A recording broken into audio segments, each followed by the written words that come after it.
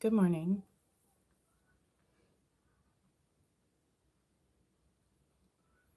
How are we today?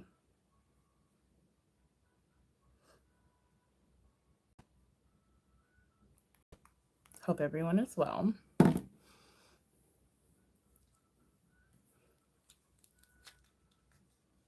I guess you could call it the couch again because we're on the couch. And somehow abortion has become a political topic. Oh, although I think it's more moral than anything, but it is what it is, I suppose. Hope everyone is doing so well. I have been looking through, I like to watch things like abortion debates, and I've just been watching a few of my favorites recently. And I'm consistently kind of disappointed. I guess you could say I'm surprised. No. So sorry about that. I keep getting phone calls. Um, Disappointed or surprised or both that in this debate, I feel like I have no new ideas. I've heard nothing new under the sun. Um, really from either side. I feel like with the pro life side, that's kind of expected, right? Because we're consistent, our morals stay the same, and therefore our ideas and our arguments are not going, hi, ooh, adventures, that's so fun. I watched your stream earlier until you cut it off and started the new one, and it went to the next video on my queue. That's how I knew. So good to see you, Justin. But yeah, I see no new arguments, definitely no compelling arguments from the pro choice side, in my own opinion. And so I just thought, not like we haven't covered abortion plenty of times here, but I thought I would give some people who may be new and coming through a choice um, to come and try to make an argument I haven't heard before. That would be nice. Um, I would be very surprised. Who knows? You might change my mind. Probably not going to. But opening the floor up. Um, Hope we're all well. My basic premise is pretty simple. I think abortion's wrong for many reasons. As a Christian, obviously that does play into my thoughts, I suppose, but only insofar as I feel like, as most Christians, I want to be more Christ-like and love like Christ, and I believe my morals and ethics largely stem from my faith. But I can argue against abortion, not from a place of Christianity, even just simple moral and ethics. I think we should all be able to kind of rally behind, even if we're not religious.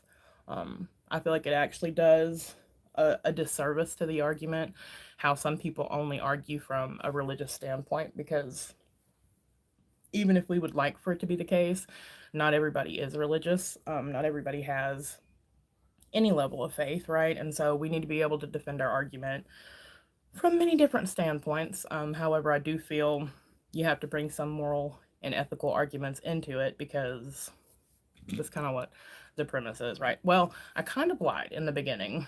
Let me take that back. I did hear one new argument recently, um, and it wasn't even really new. It was a video from like 2 years ago. And when we we're having this abortion discussion, debate, whatever you want to call it, right? Um, there's a whole lot of hypotheticals that, hi hearts, that people like to throw in to try and compare to abortion, to try to state like as usually some kind of gotcha to the pro-life people, because they think that if we could agree to the premise that X would be wrong or Y would be wrong, somehow magically that would mean that abortion would all, or sorry, it would be wrong to condemn the person in whatever hypothetical. It's also wrong to condemn the person having an abortion. That's the hope for a lot of these crazy, wild hypotheticals, right? And I heard a new one. I've heard about the violinist and the bus car and all these ones that if you're in the sphere, you know plenty about. And I had actually never heard about the woman in a cabin. Stop me if you know where I'm going with this, right? But there's this hypothetical out there that there's a lady that is trapped in a cabin. Call it a psychological experiment, call it whatever you want. Hey Sam, how are you, darling? So good to see you. She's trapped in a cabin with a newborn baby. She has just herself had a newborn baby. However, this baby is not her baby. She knows in the situation her baby is fine and being taken care of, and she has plenty of food for herself, but she's going to be forced to breastfeed this child, which she's perfectly capable of because she's lactating as she just had a newborn herself, in order to let this newborn survive, right? And so the cops show up magically a month later. They find her, right? Because it's a hypothetical, whatever. And they say, oh my gosh, I'm so sorry. We're here to save you. How are you and the baby? And she says, well, I'm fine, but I don't know what to tell you about that baby. And the cops are like, what do you mean? And she's like, well, I mean, I wasn't going to feed it. I don't even know this child. Why am I going to put this child in my breast? Like, even though in that particular situation, she would have had to use her body to feed the child.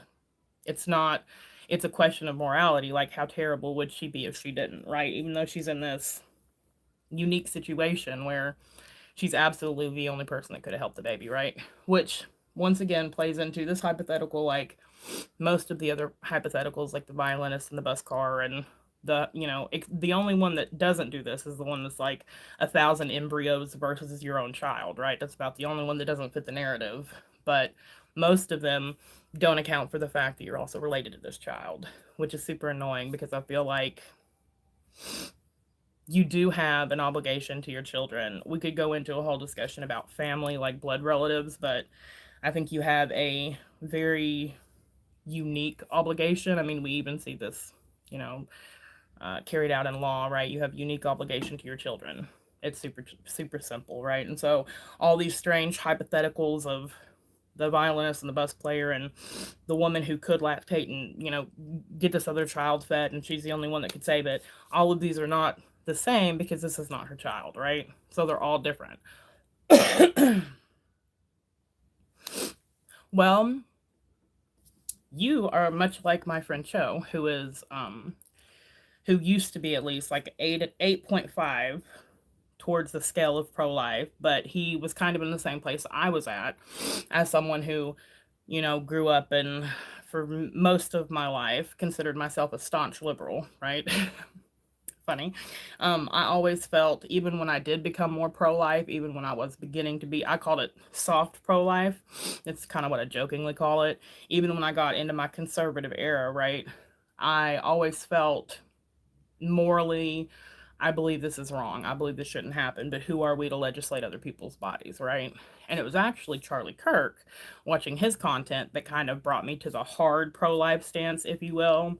And I mean, I agree completely, Rick. I don't believe it should be any type of contraception. I think that's incredibly wrong. And when we look at our newest statistics that we have from Guttmacher, which are only from 2023, because it takes years to really put the numbers together, and a lot of this, even 2 or 3 states inside of America don't actually report to them, and it's a whole cluster duck just to be able to get statistics in the first place. But they bear out that up to 40% of women who had an abortion self-reported they had had at least one prior, and I think it was like 8% had had more than one. And you can fact check me on this at guttmacherinstitute.org. I'm not just bringing these numbers out of thin air, right? Which kind of bears out the fact that it is indeed becoming birth control, and multi-level birth control, where a woman not only once but 2 or 3 or who knows how many times is seeking an abortion after seemingly consensual sex, right? Which is really aggravating. And it looks like in our newest data, the numbers for the exceptions, which once again, this is also all self-reporting, so you could say absolutely anything you want, right? But the self-reporting brings our statistics from about 1% to about 3% for the exceptions, which is rape, incest, life of the mother, or fatal fetal anomaly. Those are the things considered exceptions under this rule, right? Or not rule, but you know what I'm saying. So in 2023, in the calendar year 2023 at least, it looks like about 3% of abortions were for the exceptions, and about 97% were elective abortions, and almost half, 40%, it's not a negligible number, that's pretty large, were a second abortion for a woman. And about 8% were third or more. So, I mean, I completely agree, Rick. And I think that that sadly is what we're seeing in a lot of these cases is that women don't want to take responsibility for the consensual sex that they have, and therefore also the consequences. I don't know if you'd call baby a consequence, I'd call it a blessing, but the perfectly foreseeable circumstance that would be becoming pregnant from consensual sex. And people say, yes, well, accidents happen. Yes, well, contraception fails. Trust me, I know all about that. I got pregnant with my second with my daughter while I was on the birth control shot, so I know all about birth control failure. But I feel like if we leaned more into being a society that just didn't have this whole promiscuity kind of bleeding into our culture, and we just perhaps didn't have sex with people that we weren't, you know, okay with becoming pregnant by as women or impregnating as men, that might eliminate a lot of that, right? Ben, Larry, hi. Good morning, good morning. How is everyone? I hope we are all so good. We're just talking about abortion. I'm leaving the floor open. As I said in the beginning, I've been trying hard to find some new arguments, to have some different discussions about abortion, somebody to maybe, you know, work my brain a little, if you will. And I've had trouble finding anything new or compelling at all. Oh, one thing I did run into recently, although I'd seen some videos in the past little bit. Yeah, right, Rick. And see, I am more, I call myself conservative, but to label myself, I would say I'm 98% libertarian because for the most part, I think people should be able to do whatever they want, right? However, I also do believe that there are certain freedoms, liberties, whatever you want to call them. Right, Larry. That's what I'm saying. Why can't we be in a society that preaches things like abstinence instead of abortion? That's like, where are we morally as a society where the not mass, but the majority of people seem to think that having sex is some kind of must. It's some type of right in and of itself. It's some type of natural part of every single relationship, no matter how inconsequential or short, right? Where are we as a society where we don't just teach people, like, hey, maybe let's don't sleep around with people we don't want to have babies with? I know that's pretty radical according to some people, but I feel like that would just be prudent, right? I feel like that's smart. If you don't want to be pregnant, then just don't have sex, right? Should be illegal. Life does begin at conception. Exactly. And that's the argument I make then. I forget what I said a minute ago, but I scrolled. It's gone now. I completely agree.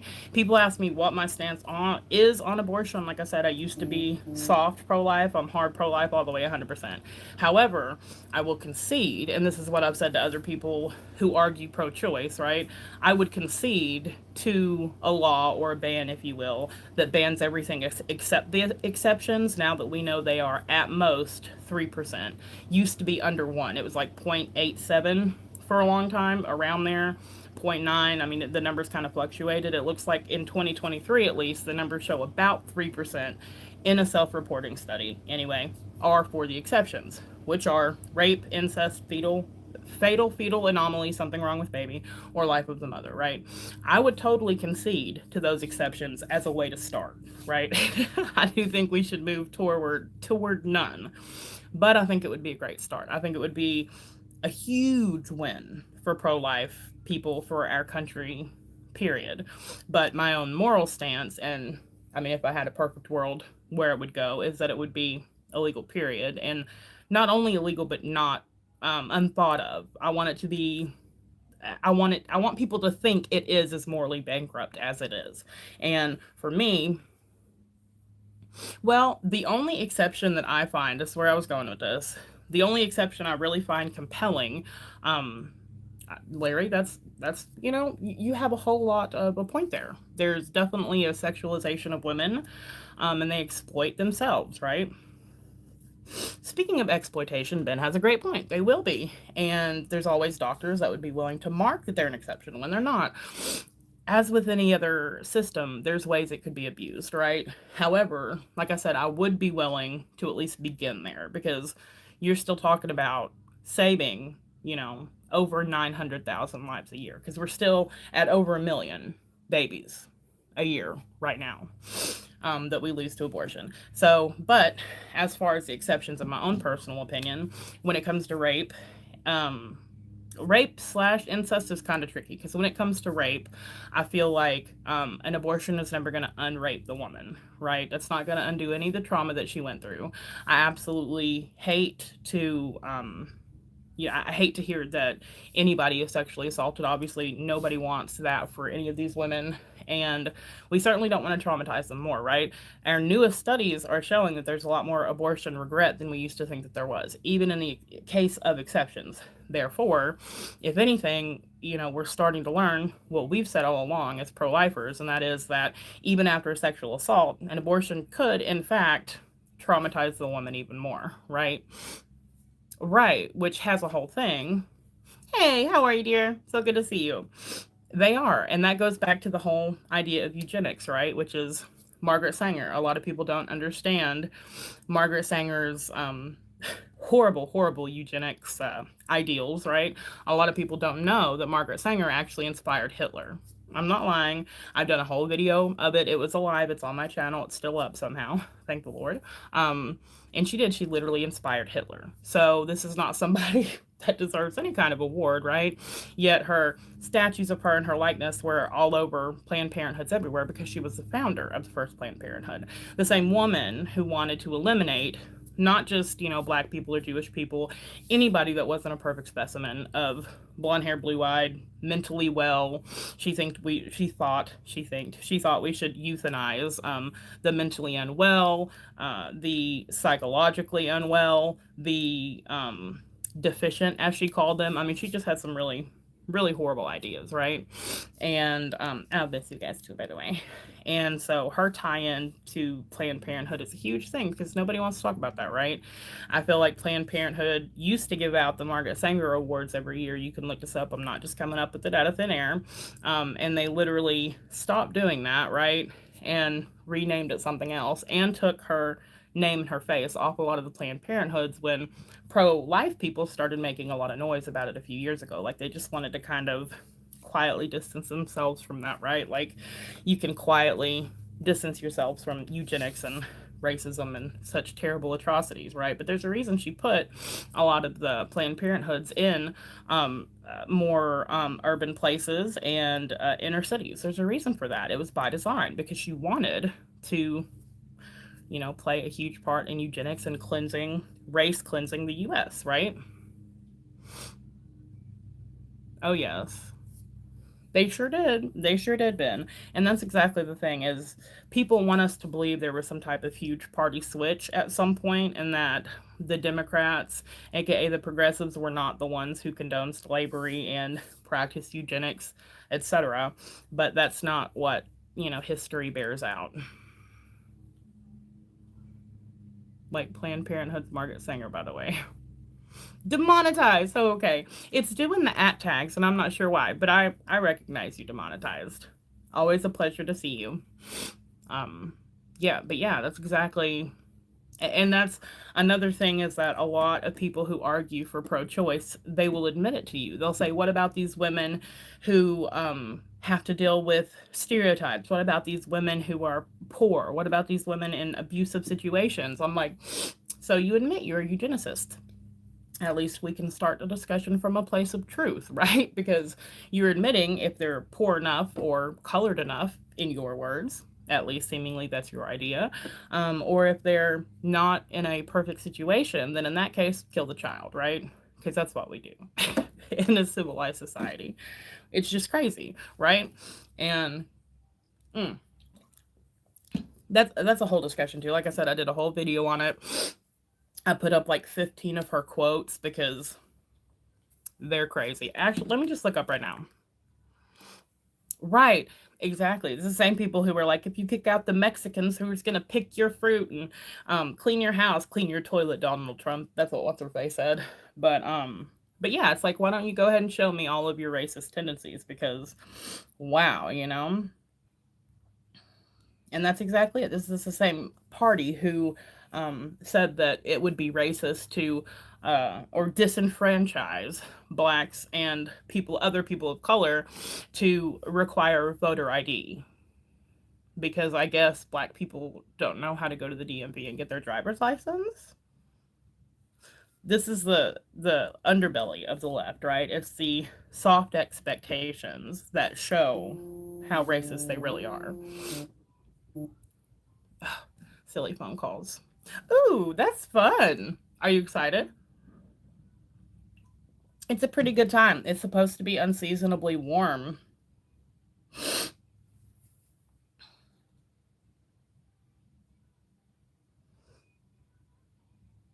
See, here's some of, I'm excited for you, Demonetized. Here are some of her wonderful ideas. She linked poverty with large families and argued that birth control could lead to a cleaner race. Those are her words. She also suggested Planned Parenthood could result in more healthy children and fewer defective and handicapped babies. These are her ideas, right? And I just can't. And she hold on. Reuters made this whole report on her. In 1939, supposedly fact check, Planned Parenthood's founder, Margaret Sanger's 1939 quote on exterminating black population was taken out of context. See, when they do report on it, which is rare, this is exactly, yes, I'm excited for you. This is exactly how they report on it, right? I simply can't.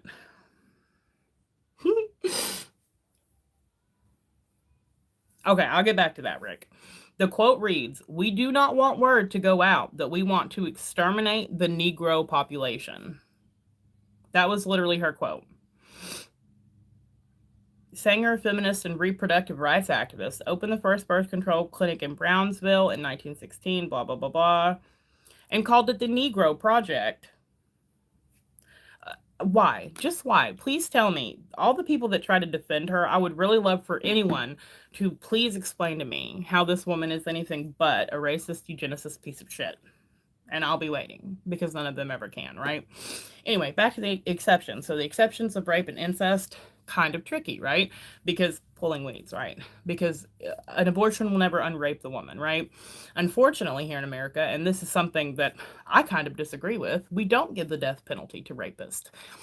The only reason I don't kind of go harder on that in the paint is because I don't completely trust our injustice system. It's incredibly screwed up and needs to be kind of redone from the ground up, right? There are too many wrongful convictions. There are too many people put to death wrongfully here still in the US. And so if that weren't the case, I would be all for rapists, child molesters, give them the death penalty. I would be totally cool with that. She was indeed demonetized. She was.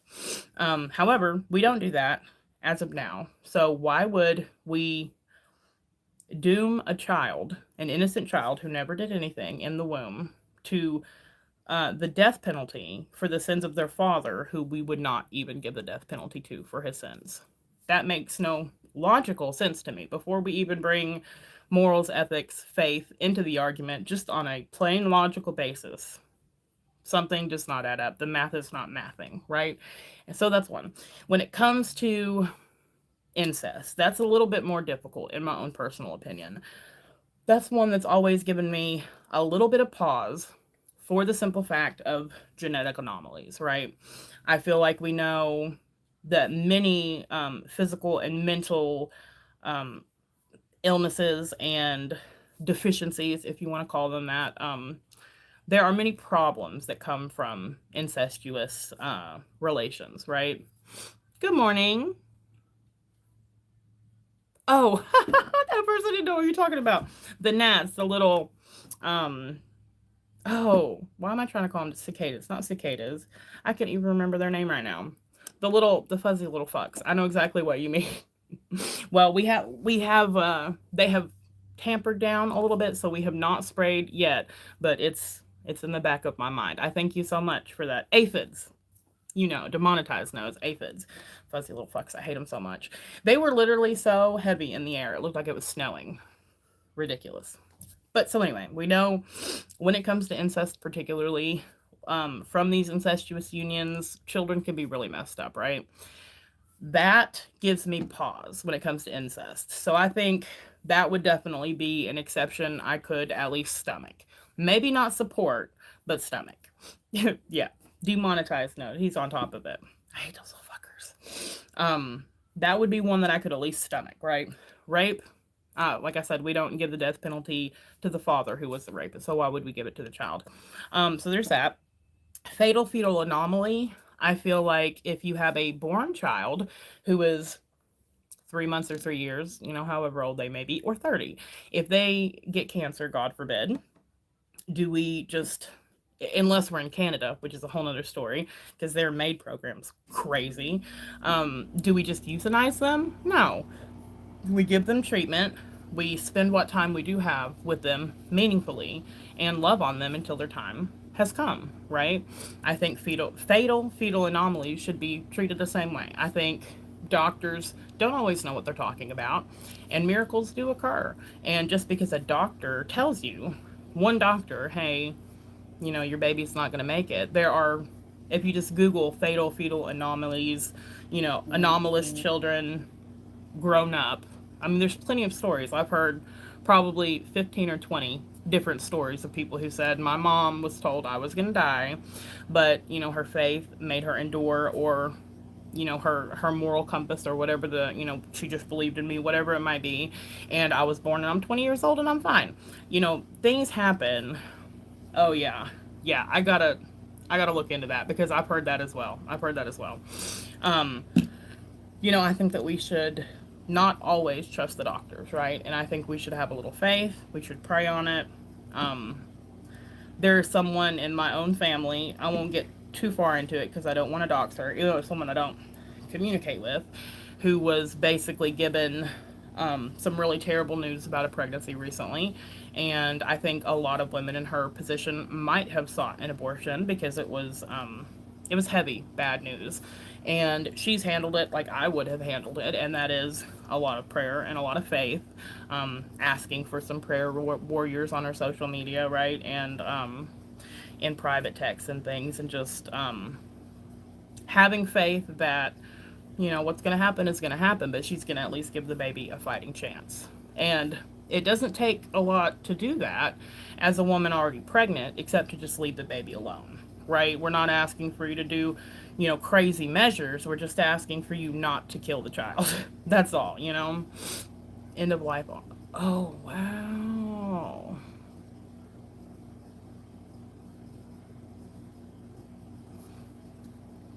Did you just Google this? I'm going to be looking into that. Maybe I'll do a live about that soon. I just heard the news of that the other day, which is crazy to me. So that's fatal fetal anomaly.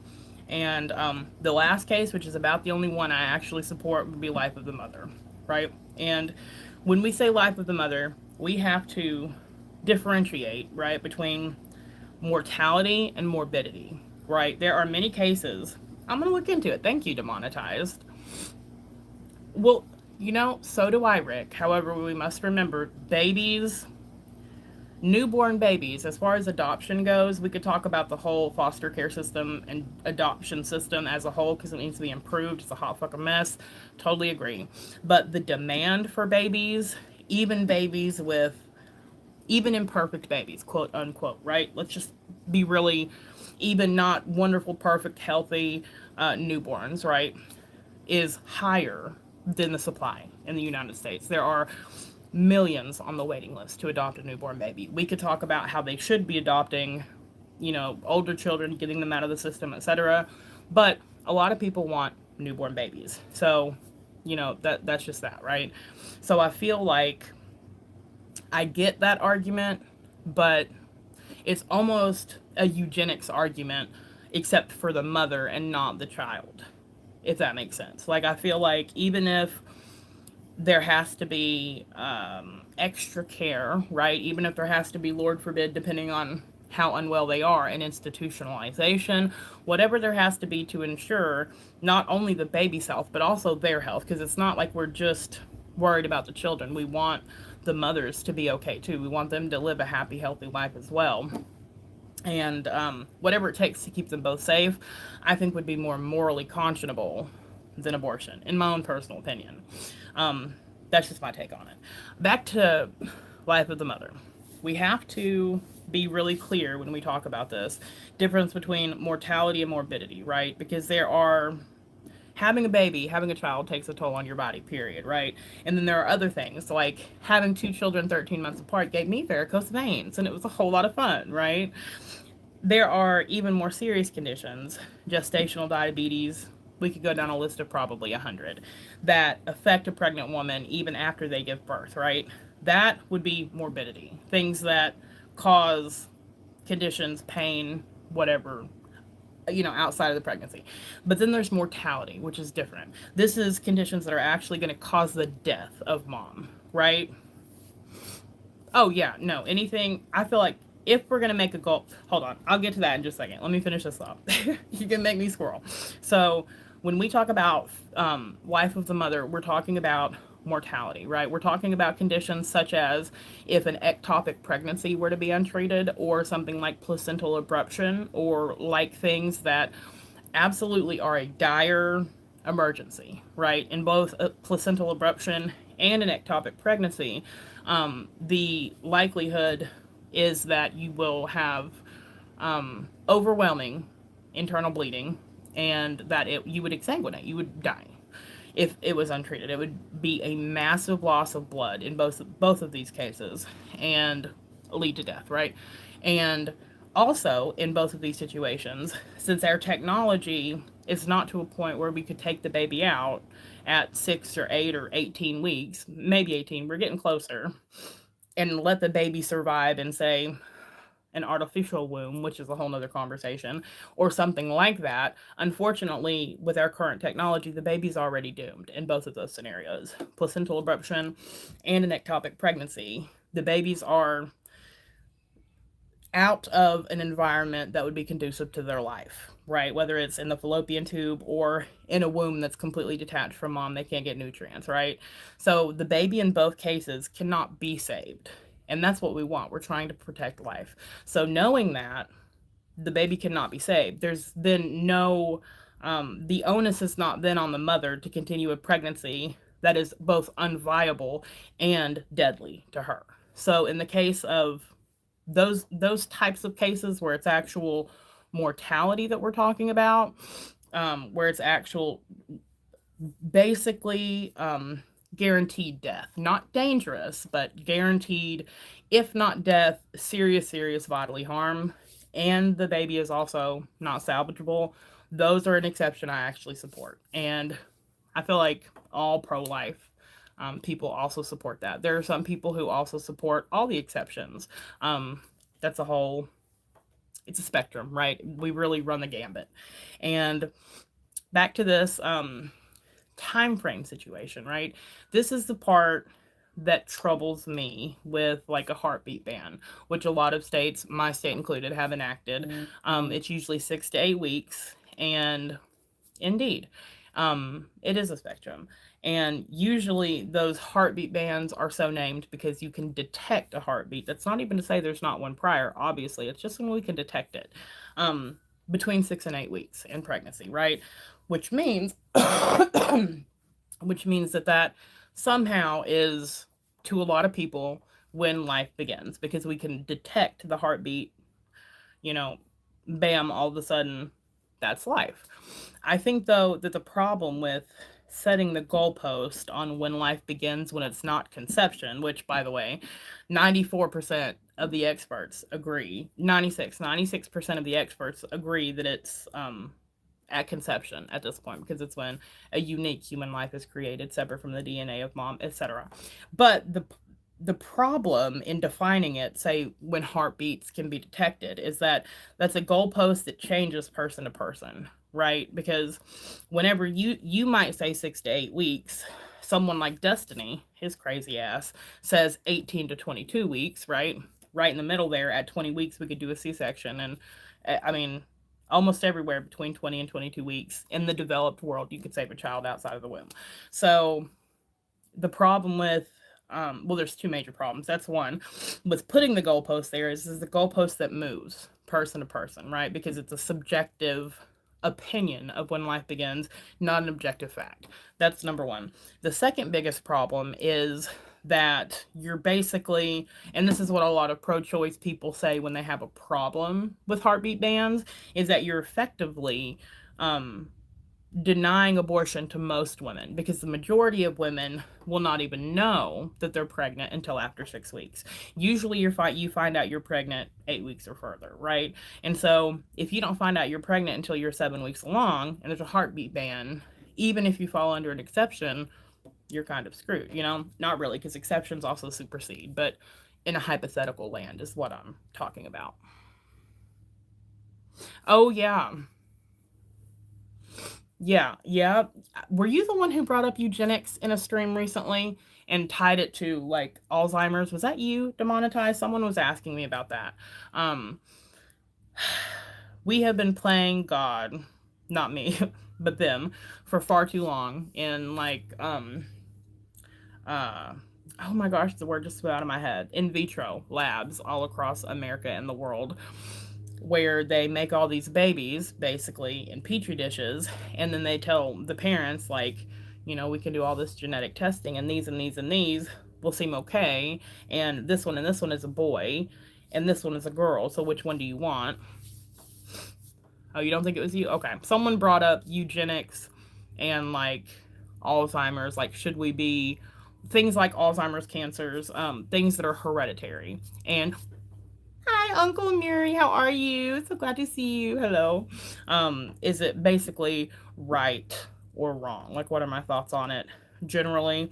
And it's still something I'm kind of thinking on because, as someone who's pro-life, I value all life, even life that's bag babies. What? Bag babies? As someone who wants to protect all life, I want to protect all life, even if it's imperfect in someone else's eyes or inconvenient to someone, like a mother seeking an abortion, right? I feel like all life is truly precious, and even if it's an inconvenience, even if it's imperfect in other people's eyes, not in mine, then I still believe that it's worthwhile. That's my own personal opinion. And I really just don't know where we have gotten in society where abortion's so widely accepted that it makes me really sad. It makes my heart really sad. And also, just saying, everybody said overturning Roe versus Wade was going to basically wipe out, if I can speak today, abortion. And crazily enough, we have numbers for the past few years. And would you know, because of interstate travel and super dangerous telehealth abortion rates have actually risen. How crazy is that, right? A bag? Now that's crazy. I have not heard about that, but I'm definitely going to look into it. That brings up a whole nother ethical, moral question, right? Like with the artificial wombs, how do we feel about that? Such a slippery slope. I was just talking about this with somebody the other day. It's a really, really slippery slope. I feel like some type of artificial womb could be life-saving technology to a baby that would normally be aborted, right? So in that vein, I feel like major win, right? However, like everything else, I feel like it could easily be abused and exploited, like Ben was talking about earlier with the laws on exceptions, right? I feel like anytime we get something meant for good, since we as human beings are fallen and super messed up, we will always have, there's always that one asshole, is what people say. There's always that one guy waiting to do evil. And so people could use it for really harmful things. That's for one. And for two, it also begs the question of how are those babies going to be? Even when they're born, psychologically, what does that do to you as a baby being in a machine to be grown? Because we know that the fetus is affected by hearing the voice of mom, by, hearing the voices around them, stimuli, um, skin on skin when the baby's first born. We have tons of studies on that. So we know that growing inside the mother's womb where they belong positively benefits them. So I would be really scared to see how they might be negatively impacted by nothing else other than just being grown in a machine, if that makes sense. The primary goal of the biobag is to improve survival and health outcomes for babies born before 28 weeks. Okay. Yeah, I mean,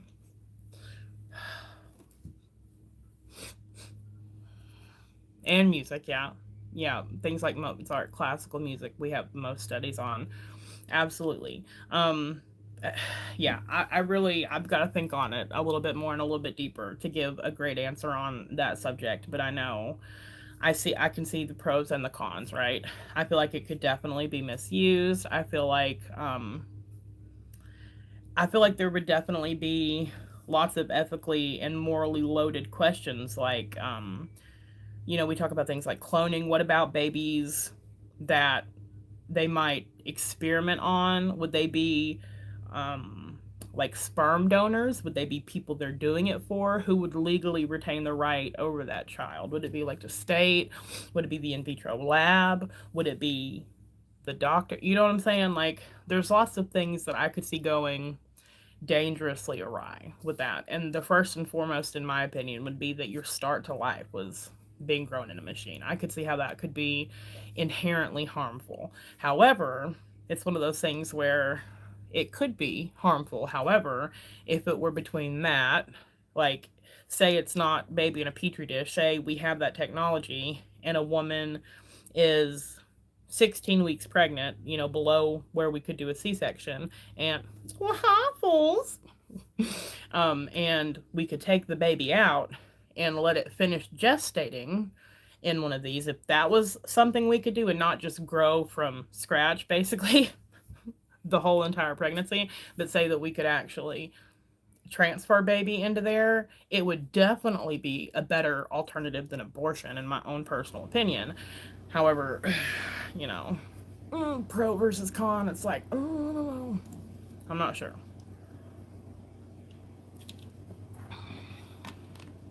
Okay, fools, what's the right question? You always have some interesting takes on abortion, so I am all ears. I'm listening.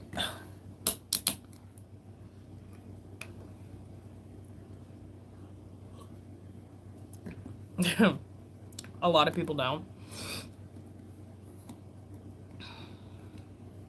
And I think that's really, laws are downstream of our morals anyway, and our belief system, Right. Most people, I don't know about most, I would say a majority of people, I would like to think, would say yes. But, I don't know. It polls anywhere between 40 and 60%, depending on, what study you're looking at. I believe the act of abortion is wrong. Absolutely, I do. I mean, that's, no. And that's, I try not to argue from a place of religious conviction, even though I have a lot of that, just because I think you lose a lot of people. That's why I go for like the moral and the ethics of it, but absolutely not. No, I believe in God. I'm a Christian. And no, I do not believe that's what God would want at all. I mean, He says all lives are precious. He knit us in our womb before our mother ever even knew us. To me, that tells us that all life from conception, there are several Bible passages that, you know, give me the notion that God believes absolutely all lives are precious from the moment that they're created. Right. Right. And I do believe there's many religious, moral, ethical arguments that I could make against abortion, but I say absolutely it's a unique human life separate from the mother that we are denying a future and a life for 90 between 97 and 99% depending on the year of cases for convenience, because we know that the exceptions are anywhere between 1 and 3%. So I mean, and arguments could be made to me, two exceptions, not what I personally would support, but what I would accept, perhaps. But no, I don't think at all it's right to take any human life, minus the death penalty for certain crimes. And that I only believe because God Himself mentioned it several times that a life for a life is the correct way to handle that. So murderers, and you can make an argument for me that child molesters and rapists take a certain part of a life as well. But that's just my own personal opinion.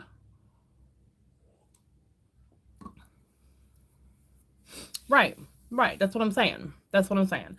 I think that it's wrong to take any life, but least of all, to take a life for convenience, which is about 99% of cases.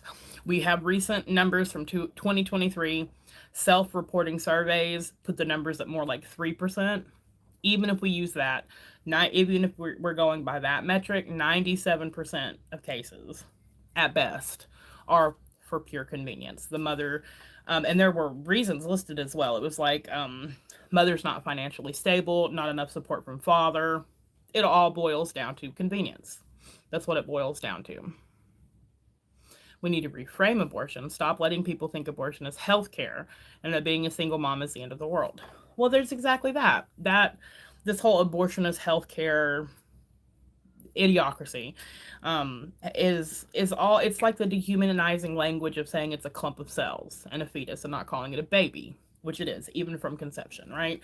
It's dehumanizing, and it's kind of it's what people that tend to be on the left do, right? Is that they whittle things down, complex, nuanced issues, they whittle them down to a seemingly simple, oversimplified, if anything, idea, and try to kind of virtue signal and intuition pump you into thinking you're in the wrong if you don't support it, right? Even though everything in our hearts we intuitively know somehow, whether you call that from your heart, your soul, God, whatever you may say, that it's wrong. They like us to think this is just another medical procedure, no big deal, when that's not the case. And again, being single mom, it is not the end of the world. And it's also, once again, we're getting back to the idea of eugenics, right? If we're going to kill children because they're born to a one parent household, even though it took two parents to make them, and probably child support should start it when you're pregnant. And I have lots of controversial ideas on that as well, supposedly. Like, what other reasons are we going to come up with for killing children, right? Like, that to me is just crazy, in my own personal opinion. But I completely agree. Demonetized. Completely agree.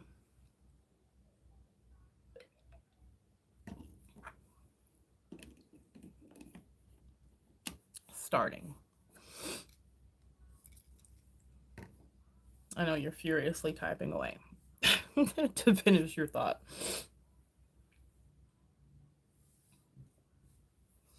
And another question for y'all. Have you heard of antinatalism? Have you heard of this movement? Yes, it's actually a movement.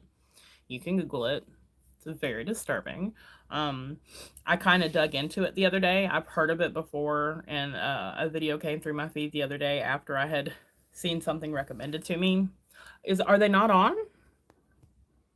Yeah, they're all on. The two extremes you speak of are less than 1% starting. That's all I've seen. Is it right to delete it?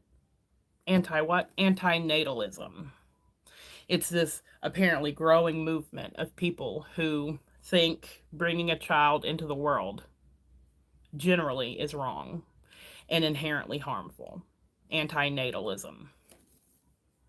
I think it's the kind of, and people think I'm crazy for this, right? I think it's kind of the logical next step to the pro choice argument. We want to give women the right to kill their children. It must not have. And I don't have anything like blocked or any of that. So I don't know. It must be YouTube being fascist again. You know how they are.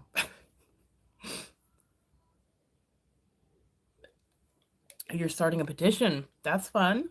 I'll sign it. What's it for? Well, I might sign it. What's it for?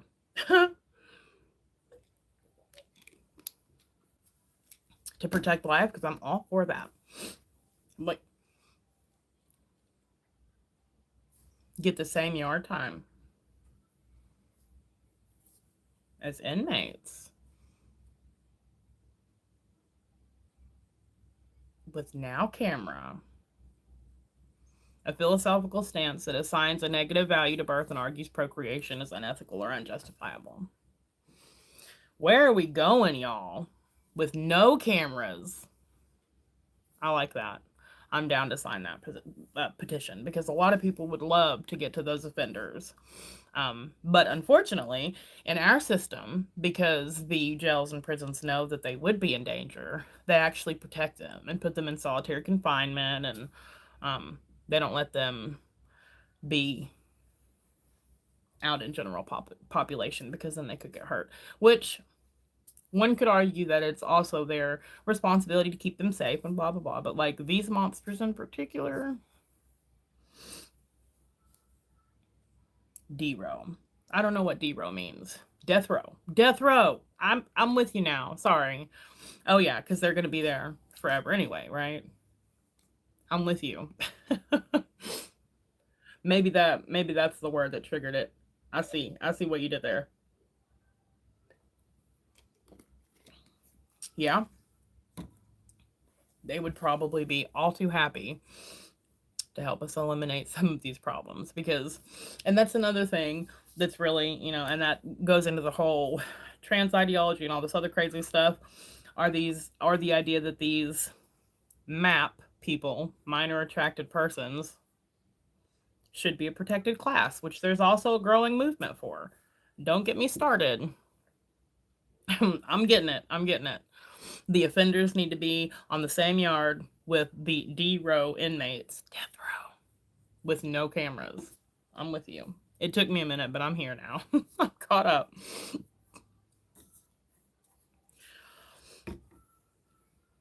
Lost Prophet singer and PDF was stomped out a few days ago. They shout that on pay-per-view. Put that on pay-per-view. Heck yeah. And I think a lot of people think I'm crazy and radical. That's okay. I tend to think that we should bring back public executions. I mean, not for any old crime, but if we're going to execute someone already, I think that we should open it up to the public, possibly even televise it. That'd be a great way for a state to make some money since we always need taxes and somehow our roads are still never fixed. Am I right or am I right? Out to bid, hey dear, how are you, Brother Sackcloth? Good to see you. You know us, we're talking about all the controversial topics today. Don't mind us. But I think that would be a great way to generate revenue and, boost the economy in your local town. Oh, he's no longer with us. That is such a shame. I'm very sad for that guy. The convicted PDF. Coliseum outside of prisons. I mean, look, here's how I see it. Because I have somewhat conflicting views because I feel like, no, they're not conflicting. Let me not even downgrade my own opinion. I feel like everybody makes mistakes, right? I'm a felon. I've made mistakes. Yeah, let's do it. I've made mistakes. I had to do 94 days in county. Blount County, you can look it up. It's still in the top 5 worst county jails in all of America. It's pretty terrible. It was not a lot of fun. But it saved my life because at that point, I had just lost my best friend, her husband, her parents, and my 2 godchildren, her 2 sons, in a house fire. I had relapsed myself into dying 3 times within a week, and I didn't want to be here anymore. And I was going to OD until it was the last time I OD'd. Paramedics told me they would not come to my address again because they had been there 3 times in a week, and they would basically let me die the next time. And 2 days later, I got locked up. Had I not been locked up when I would have been dead. I have no doubt. Absolutely no doubt in my mind. So, thanks, fools. Tell Rainy I said hi. Right? Same. Demonetized. Same. So I do believe, other than trying, I mean, there's a whole thing about recidivism and are we really helping people? But people have to want to be helped, right? I do know plenty of people who got their shit together after jail. They said, okay, I don't want to come back here, which is supposed to be the point, right? So I think there needs to be a lot of reform. I don't think just because you make one mistake and you end up in jail that you should be treated like shit. I've said many a times I'm going to do whole videos on it because, you get 3 rolls of toilet paper and 2 pads to last a week. It's dehumanizing, right? And yes, well, I'm sure we'll see you again soon. Thank you for coming by. I definitely don't think you should be dehumanizing and treated like complete shit, right? However, I think there's a difference between someone who makes a mistake, even a couple of mistakes, they're in there for a little bit, and like someone who diddles kids or assaults women, right? I think those are 2 distinct groups. And I feel like when you really go above and beyond, everybody that's in jail has hurt somebody, right? When you hurt somebody in certain ways, or if you take somebody's life, I don't know that there's a coming back from that for you. I'd like to believe the best. Only God can truly judge you, and only He can truly forgive you, right? However, He Himself told us an eye for an eye, a life for a life, right? I do believe if we took a bunch of these gang members shooting people in the streets and a bunch of these, extreme terrorists who were blowing people up, and we put them all, lined them up on a pay-per-view show for the world to see and shot them all dead, I think it's possible that the next set would think twice. Right. It does, doesn't it? I was only looking at 4 and I straightened up real quick. um but and thank goodness that I actually got my shit together, because I could have been in the system forever from that. I only ever had 1 misdemeanor and 1 felony. I'm not some career criminal. Well, that's questionable, but I wasn't in the system for long. We'll put it that way. But I have a lot of compassion for the fact that, you know, every single inmate is kind of treated like they killed someone. They're really treated viciously, at least where I'm from. I can't say that for every single jail across America. I don't like that, right? I think we should treat people humanely regardless. However, I think the firing squad is pretty humane. It's over pretty quick. And a lot of people think I'm radical for that, but I really believe if you lined up a bunch of these gang members and terrorists and shot them all dead right before Sunday, right before your Sunday cartoons or right after Sunday night football, maybe late enough for the kids not to see it. Kids, little kids, but maybe teenagers. Maybe we would begin to have an impact on society, right? Maybe if instead of taking innocent lives, we started putting more effort, energy, and publication into taking lives where it's more where it could more easily be condoned or supported, and then we stood up for, say, innocent lives like babies in the womb, maybe we could start to get back to some kind of moral fabric in our society. Because I feel like we have lost the plot when it comes to morals, ethics, any kind of Christ-like behavior in the U.S. I'm very sad to say, because obviously it's my country and I love it, and I still think it's one of the best countries in the world. Um, but I think for a long time, a lot of conservatives, libertarians, anyone that's basically not far, far left, has had this idea that we're just going to leave them alone, right? We don't have to be their friend. We don't have to hang out with them every day. So we're going to tolerate the fuckery so that we don't have confrontation and violence. Because for the bullshit that they like to spew on the left, the right is usually the loving and tolerant of the two, right? Right, exactly. You get it, Brother Sackcloth. We should fund the TP like it's PBS. Right. And I'm like, I feel like, if anything, Charlie Kirk's death kind of galvanized some people. And I feel like there have been many events lately that have galvanized our citizens. And I feel like we can't, it's like the whole reason I come on here and I have these discussions is because I feel like our silence, the left jokingly says like silence is violence, but like at some point your silence will be considered consent, right? If you don't dissent, if you don't go against the narrative, at some point people are just going to assume that you support it. And so I think that is good enough reason and big enough reason to have these conversations, whether it's here with you guys, whether it's in real life with your friends. Our silence allows their violence is 100% correct. Um, it's just become,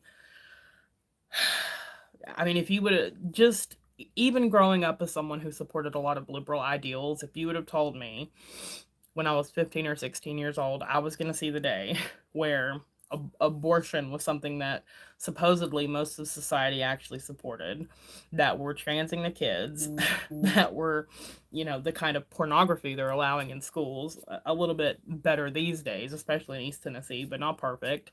Um, Political assassinations are happening on college campuses, and litter boxes are going into our school. Just the kind of crazy shit that happens in our society. Like, an author couldn't write it, right? It's that crazy. And I want to get back to something resembling civility, a civilized society. And, it's another reason for free speech, right? That's why I say, other than life, free speech is absolutely the most fundamental and important right that we have, because once our speech breaks down, that's where the violence begins. And, that's why a lot of the left is violent, because they cannot fight us in the arena of ideas. If they're coming to us for a battle of wit, they are underprepared and unarmed. Bonsai, hi darling, how are you? So good to see you. We might be back tomorrow. I'm gonna have to go soon, unfortunately. I hate to because you just got here. But I'll probably be back tomorrow with more of like a planned actual topic, more than just like, let's discuss. Oh, of course, in the Second Amendment, yeah. Which, a lot of people on the left, we know how much they hate it.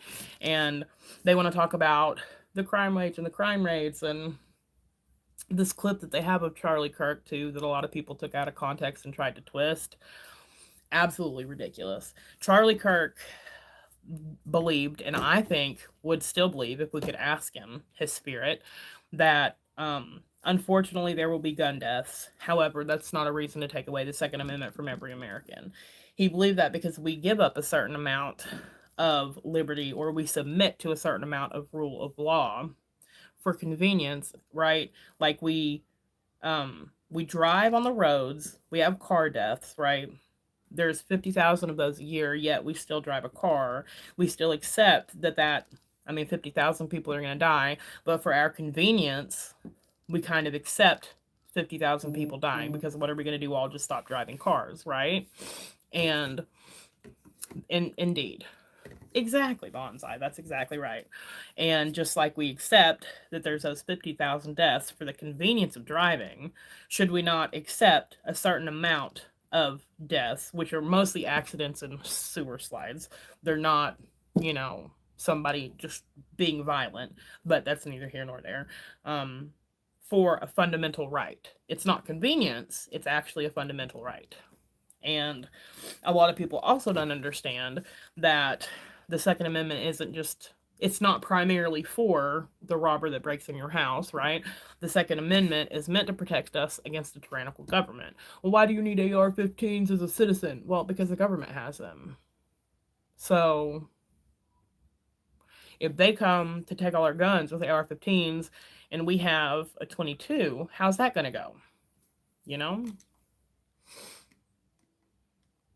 Oh my gosh, that's crazy. Have you seen Grady Judd? He's one of my absolute favorite sheriffs in all of the country. Have you seen his take on that? He was like one of the, maybe it was your sheriff that made the video.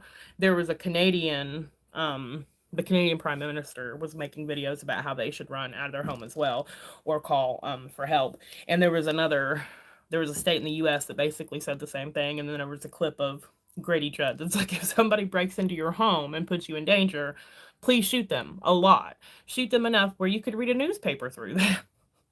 I love Grady Judd. He's so great. Right. Yes, I love Grady Judd. He's amazing. But that's exactly right. We do. I don't know about allow, but we accept that there's going to be all deaths associated with all types of things that are merely for convenience, right? Why would we not accept a much, much lesser, I mean, thousands and thousands lesser amount of deaths for something that's a right that's important. Because if we don't have that right, we can't stand on any of our other rights. That's crazy. And see, make it make sense. Make it make sense that there's violent crime, and therefore we're going to take away your protection against that violent crime, right? Why would we not put more guns and more cops in those places, more trained people to be able to protect people? Why would it's like, why do we put armed folks outside of sporting events and banks yet not schools? That's crazy to me, right?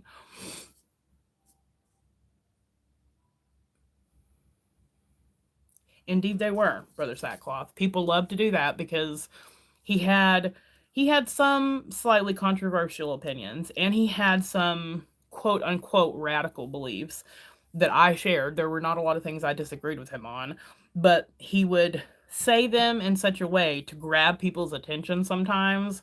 Unfortunately, when you do like a attention grabbing type of, clippable, get people's attention type of narrative or idea, the way that you're sharing it, it gets easier for people to twist it. And I mean, I've seen videos hours long. Who was it? Oh, the blonde lady. What is her name? She just did a video that was 2 hours long, like debunking all the people that were attacking Charlie Kirk and showing the full clips of whatever they took out of context. And it was amazing. She did a wonderful job. I cannot remember her name. She's a blonde lady. She has like an online show. She has a podcast. She hosted an episode of Charlie Kirk's show. I can't remember her name. Right. Right, makes sense. Right. Because when you outlaw guns, surely all the gangsters and criminals are going to give their usually illegal guns already. They're going to turn those in, right? Their illegal serial numbers are filed down, like they're going to come turn those in. Like, let's be so real. Clickbait promotion can be dangerous. I completely agree. And like I said, it lends itself easily to criticism and twisting of his words and his narratives, and it's really pathetic that people do that, because anyone who followed Charlie for a long time knew the whole story, I guess you could say, or at least his further explanation. But I'm really glad you went out of your way to actually look into it, because it's easy to get a skewed image of him based on how he's been spoken of since he's been dead, which is already demonic. The radical right is saying the typical left is mentally unstable. That's facts right there. Do whatever you want. Now I've seen that turns out. Right. Which is why I've said, like, YouTube Bonds, thank you so much for stopping in. We'll see you soon, I hope. I used to be, like I said earlier, I used to be 100% libertarian, basically. Like, I love you, Bonsai. You have a blessed day, darling. We'll see you again soon. It's always a pleasure to see you. I used to be very, very libertarian, very much do whatever you want, except we see how that can devolve an entire society, right?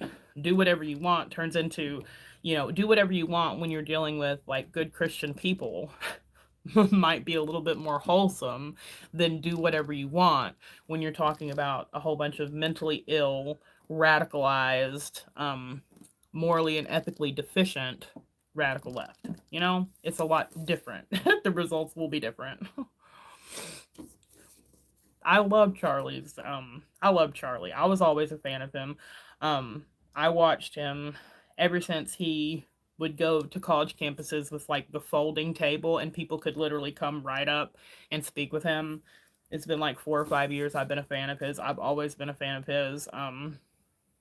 I think that he was one of the most courageous and outspoken youths, that grew up, obviously, as we do, of our time, of our generation, because he said he wanted to be remembered for courage for his faith, and I think he will. I think he will. Miss Rainey, I was just telling fools to tell you hello. I'm a huge fan of Charlie and Miss Rainey. So good to see you, dear. We're actually about to get off of here. I've been for an hour. I'm gonna come back tomorrow and we're gonna have more structured conversation. I'm not sure on what yet. Maybe I'll introduce you guys to the anti-natalist movement, which is, if y'all have not seen anything on anti-natalism, please just like go watch a short or something because it's crazy. These people really think you're okay. I'm so glad you stopped in, Miss Rainey. Always love to see you. Um, it's crazy. These people really believe that just the act of procreating is wrong and that you inherently hurt people by having children. You're hurting your children just from having your children. It's crazy. It makes no sense. Oh, that's okay. You're all right, Miss Rainey. Totally understand. I have to tuck mine away until at least I get the kids to school. Totally understandable. We'll see you tomorrow, maybe. I'm always glad that you stopped in, Miss Rainey. Thank you. I've got a couple things I've got to do, so I've got to get going. But I've enjoyed the conversation as always. Demonetized out of pit. Larry was in here earlier. Good to see Miss Rainey. Love you guys so much. Um, we'll we'll have some type of discussion tomorrow. I'll be back. We'll see what it turns into. But thank you for stopping in, and remember, take care of yourselves and each other. Okay. Thank you, Demonetized. Always a pleasure.